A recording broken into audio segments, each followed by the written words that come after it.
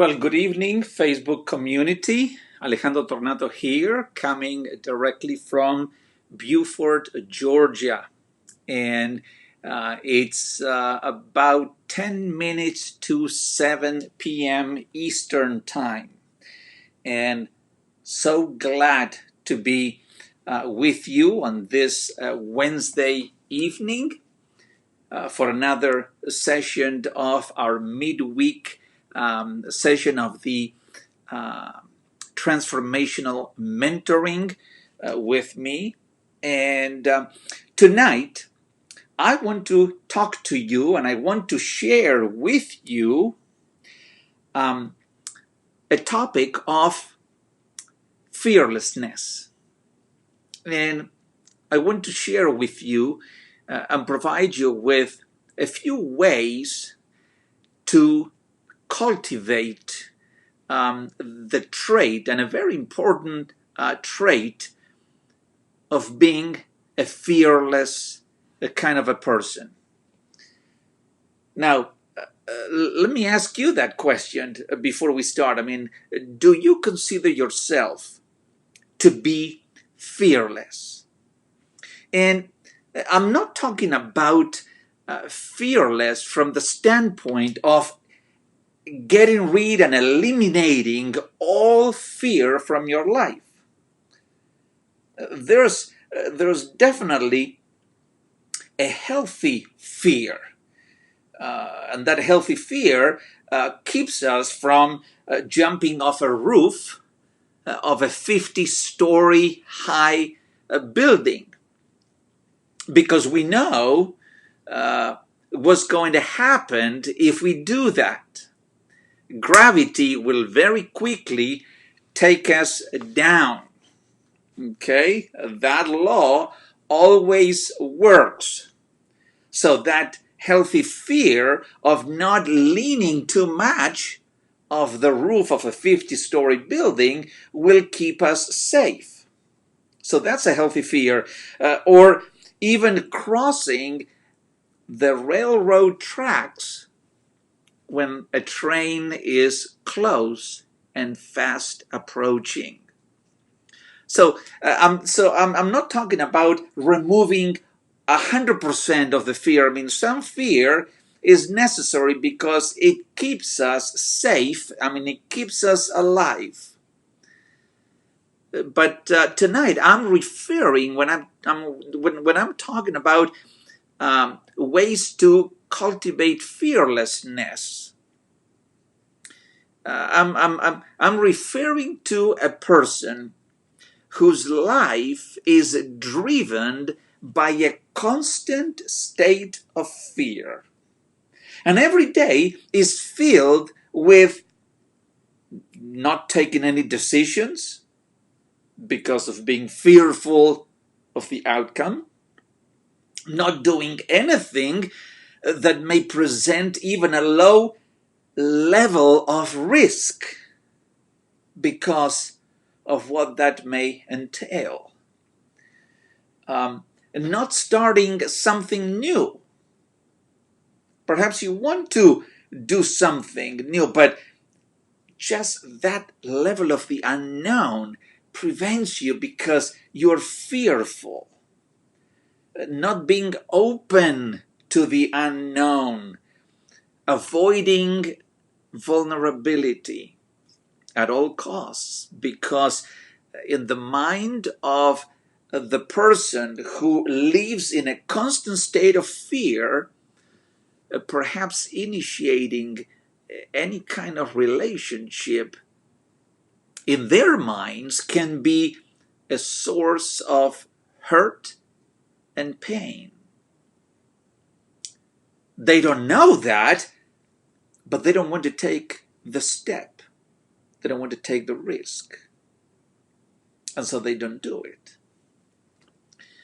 And they're always living in a state of comfort, in that very dangerous zone, which is the bubble of comfort. Because they assume that outside of that bubble, then there is cause for concern. There is cause to be fearful. Now, if you are already a fearless person and want to keep cultivating that great trait of fearlessness, stay with me, because in the next few moments, I will share with you a few ways to keep increasing that level of fearlessness in your life. And if, on the other hand, you're a person who is still governed by fearfulness, these ways will help you conquer it if you have the determination to do so. You see, it's up to you. Any change that may come to our lives is dependent upon whether we want that change to take place or not. I mean, if we resist that change, or if we welcome it and accept it, because we know that by accepting and implementing that change in our lives will get better. There will be a positive change. I like what author Stephen Pressfield states in one of his books, that for the creative mind, this fear never ever goes away. The warrior and the artist live by the same code of necessity, which dictates that the battle must be fought anew every single day. You see, fear never goes away. We can minimize it, we can reduce it, but it never goes away. And we have to do things in spite of that fear. And that's what I want to talk to you in the next few moments. A few ways now to cultivate fearlessness. And the first one is know what keeps you up at night. And there is a quote by Carl Jung, and it says, I'm sure that you heard it before, until you make the unconscious conscious, it will run your life and you will call it fate. Until you make the unconscious conscious, it will run your life, it will govern you, it will direct you, and you will call it fate.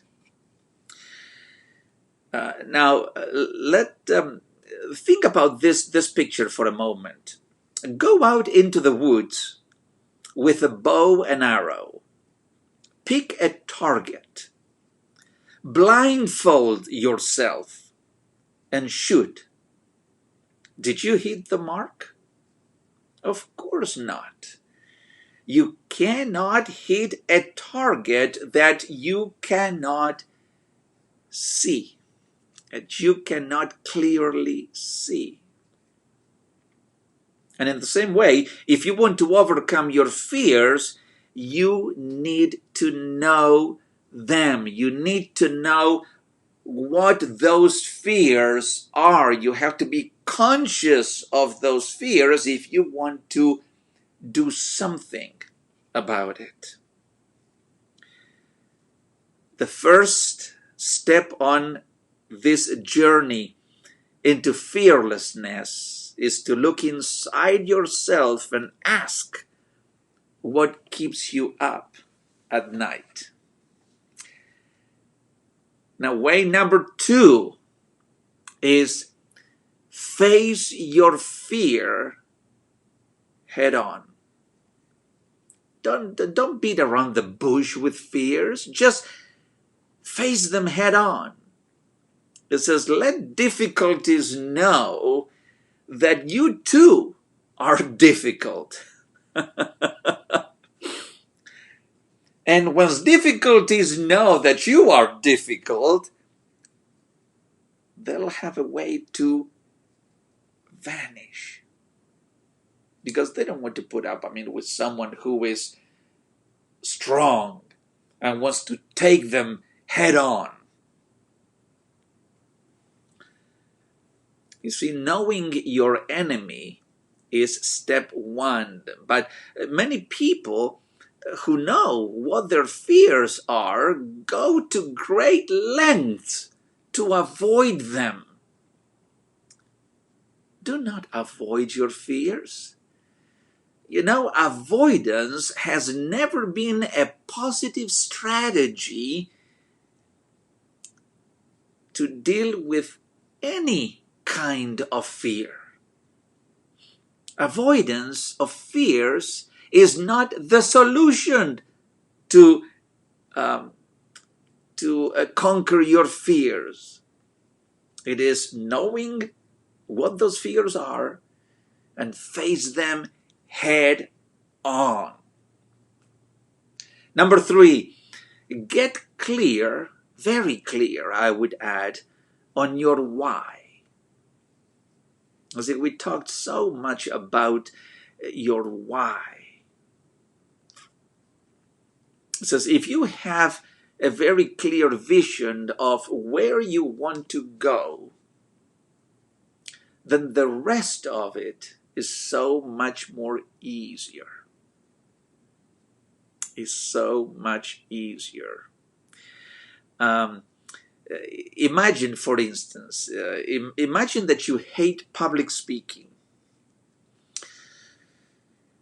and but you need to pitch to a room full of investors to land $1 million contract. Picture it in your mind. You are scared to death about public speaking, and you have to make a very important presentation to a group of investors because you want to pitch an idea for $1 million contract. Now imagine that your child or one of your children needed $1 million operation to survive.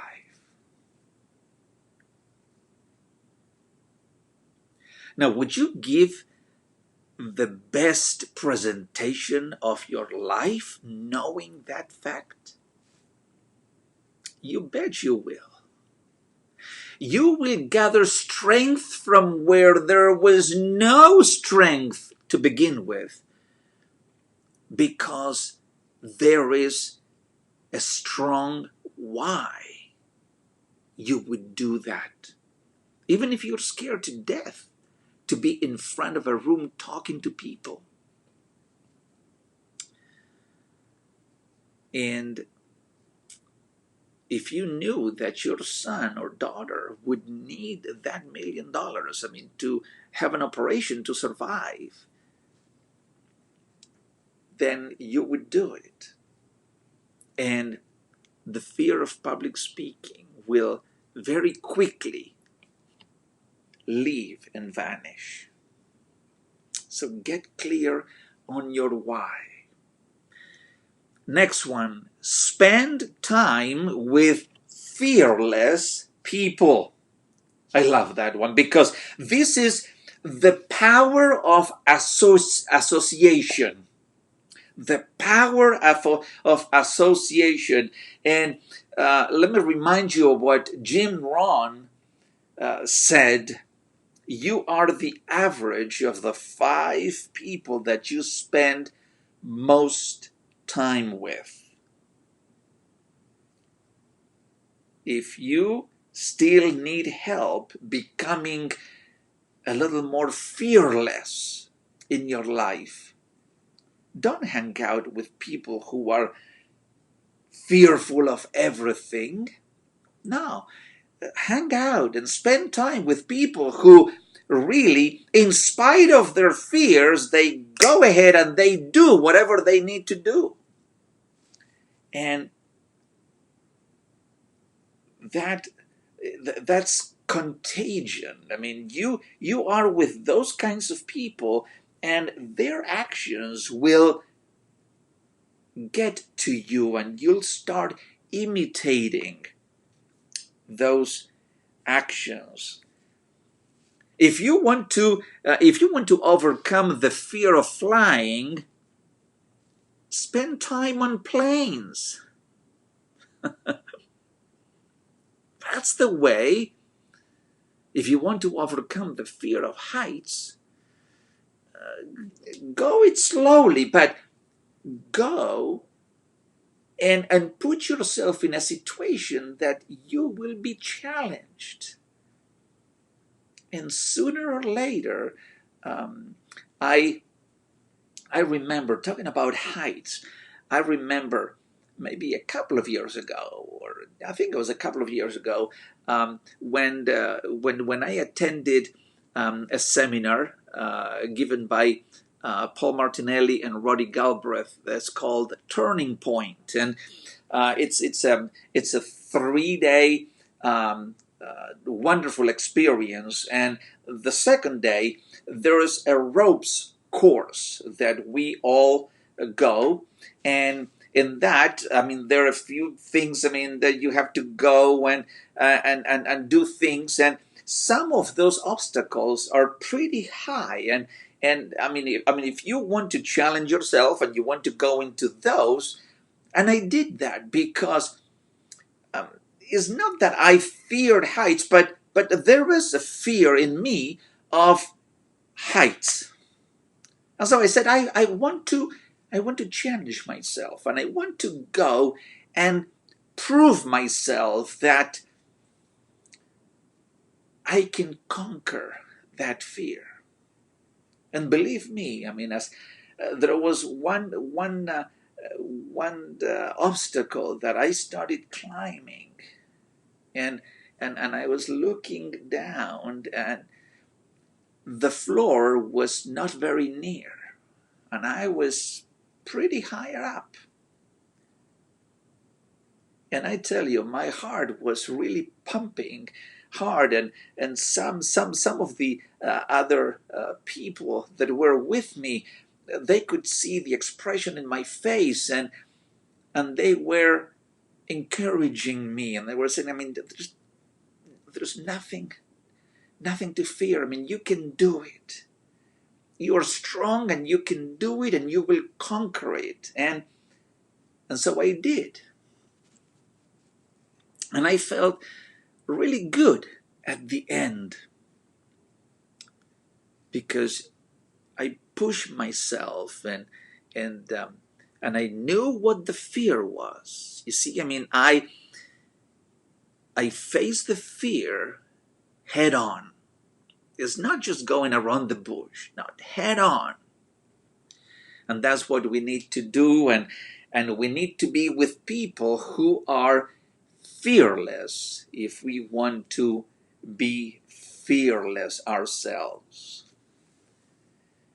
And the last way to become fearless is do your research. Do your research.